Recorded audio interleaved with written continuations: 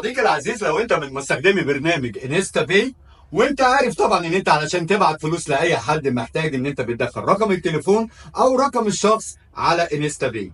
وطبعا اكيد عارفين ان احنا لو دخلنا رقم التليفون غلط او رقم الحساب غلط، الفلوس دي بتروح لحد تاني وبيكون من المستحيل استرجاعها.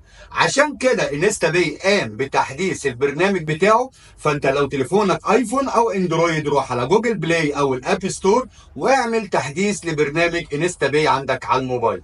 ومن هنا هتشغل البرنامج، هتتغير الواجهه بتاعه البرنامج زي ما انت شايف، وهتلاقي في ايكون جديد ظهرت اسمها كيو ار كود. اضغط على كيو ار كود واعمل مشاركه الرابط او شير لللينك دوت للشخص اللي هيبعت لك الفلوس.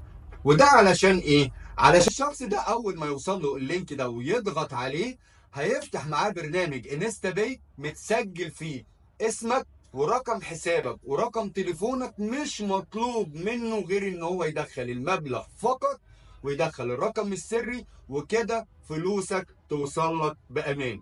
لو عجبك الفيديو اعمل شير عشان الكل يستفيد، ولايك وفولو للصادق تك، وتابع كل فيديوهاتنا التعليميه.